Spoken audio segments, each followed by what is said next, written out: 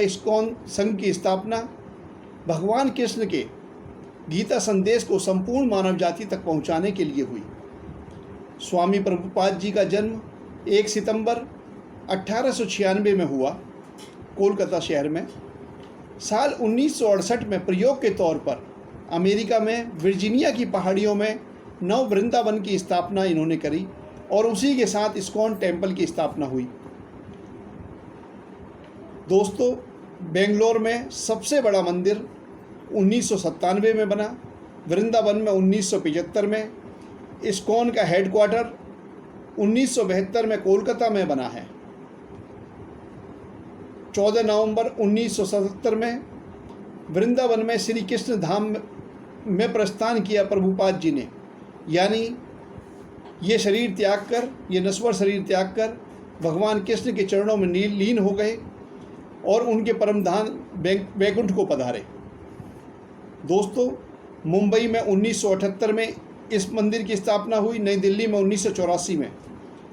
धीरे धीरे करके भगवान कृष्ण का जो सिद्धांत है, गीता सिद्धांत, वो सभी लोगों को इतना पसंद आया कि किसी भी जाति, धर्म, वर्ग विशेष, अमीर गरीब, देश, राज्य, यहाँ तक कि महाद्वीपों तक को छोड़कर हर आदमी धीरे धीरे भगवान कृष्ण के चरणों में लीन होने लगा।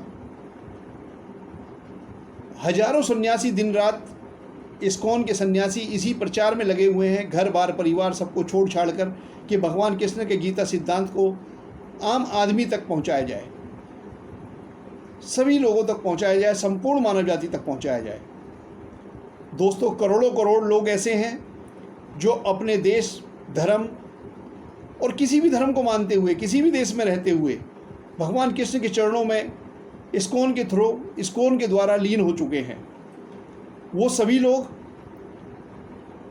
इनके नियमों का पालन करते हुए, इनके जो नियम हैं, जैसे तप में कोई किसी किस्म का नशा नहीं, चाय कॉफ़ी तक भी नहीं, शौच का मतलब किसी प्रकार का अवैध संबंध नहीं, दया, मांसाहार बिल्कुल नहीं, हर प्राणी से प्रेम, लहसुन प्याज तक बिल्कुल वर्जित है, सत्य, किसी भी प्रकार का कोई जुआ नहीं, 1 घंटा रोज गीता का अध्ययन करना और हरे कृष्णा हरे रामा रामा रामा हरे हरे, जो इनका मुख्य मंत्र है, 16 अक्षरी मंत्र है, इसकी 16 माला जपना, यही इसके सिद्धांत हैं। और आप सभी लोग पूरी तरह से अपने परिवार में रहकर, या इसके जिस तरह से करोड़ों करोड़ लोग इस अपने परिवार में रहते हैं, भगवान कृष्ण के कर्म सिद्धांत को मानते हैं, पूरी तरह से अपने कर्म करते हैं, अपनी नौकरी पे जाते हैं, अपने काम धंधे पर जाते हैं और अपने परिवार का पेट पालते हैं, भरण पोषण करते हैं, लेकिन सत्य, अहिंसा, दया, तप, इनके नियमों के आधार पर।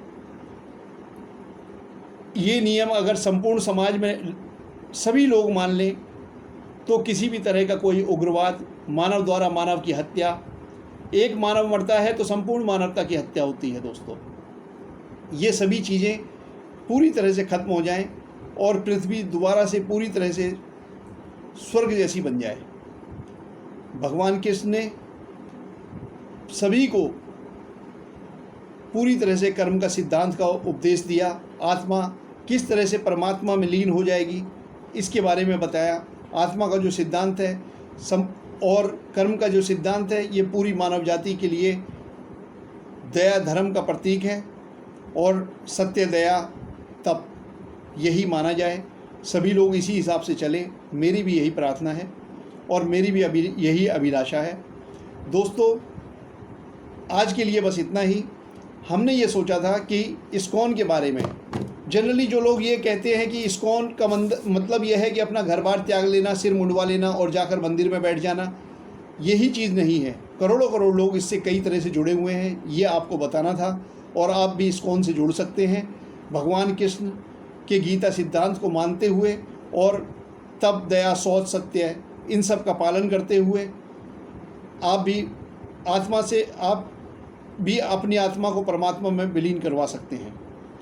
तो दोस्तों, यही आज के बारे में था और इस्कॉन के बारे में हम भी पूरी तरह से प्रचार में लगेंगे और हमारी कोशिश ये है कि हम इस्कॉन के बारे में जो भी बारीक से बारीक डिटेल्स भी है वो भी आपको बताएं ताकि इस तरह से हम भी गीता के प्रचार में लग सकें और मानव जाति के कल्याण में लग सकें। क्योंकि मेरा परिवार इस तरह का है कि मैं नौकरी छोड़कर, काम धंधा छोड़कर सन्यासी नहीं बन सकता। अपने परिवार को पालते हुए, भरण पोषण करते हुए और अपने पूरे कर्मों को करते हुए हम फिर भी ये चाहते हैं कि हम भी समाज में ये सारे नियमों को अपनाएं और लोगों तक इनका प्रचार प्रसार करें। तो आज के लिए बस इतना ही। और दोस्तों, इसके बारे में मेरी कोशिश ये है कि मैं लगभग 20 एपिसोड की सीरीज़ लेके आऊँ, जिसमें सभी पूरी तरह से जितनी भी डिटेल्स हों इस्कॉन के बारे में, इसके मंदिरों के बारे में आपको सारी चीज़ें बताई जाएं और आप